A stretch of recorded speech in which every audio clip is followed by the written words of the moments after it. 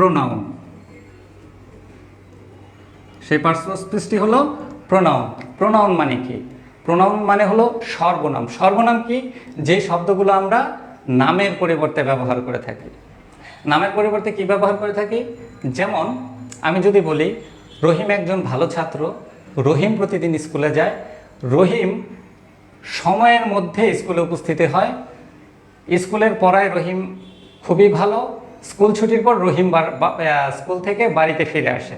এই যে বারবার আমরা রহিম নামটা উচ্চারণ করলাম, আমরা এই নামটা বারবার উচ্চারণ না করে রহিম নামের পরিবর্তে আমরা যে শব্দটা ব্যবহার করি, যেমন আমরা কি বলি, রহিম একজন ভালো ছাত্র, সে প্রতিদিন স্কুলে যায়, স্কুল শেষে সে বাড়ি ফিরে আসে।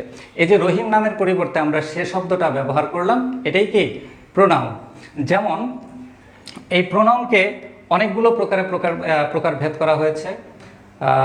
Personal pronoun, demonstrative pronoun, reflexive pronoun, reciprocal pronoun, এই সমস্ত প্রকারভেদে আমরা পড়ে যাব। আপাতত শুধু প্রোনাউনের সঙ্গে মেইন যে প্রোনাউনগুলো আমাদের টেন্স শিখতে বা স্পিকিংয়ের ক্ষেত্রে মোস্ট ইম্পর্টেন্ট প্রয়োজন, আমরা প্রথমে তাদের সঙ্গে পরিচিত হব। স্টেপ বাই স্টেপ আমরা সবগুলোই শিখে নেব ইনশাল্লাহ।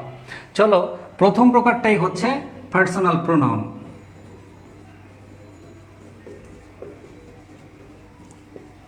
এই যে আমরা পার্সোনাল প্রোনাউন এখানে লিখলাম, পার্সোনাল প্রোনাউন মানে কি? পার্সন শব্দের অর্থ ব্যক্তি, প্রোনাউন শব্দের অর্থ সর্বনাম। অর্থাৎ ব্যক্তিগত সর্বনাম, যেই সর্বনামগুলো দিয়ে, যে প্রোনাউনগুলো দিয়ে কোনো ব্যক্তিকে নির্দেশ করে, সেই প্রোনাউনগুলোই কি? Personal pronoun.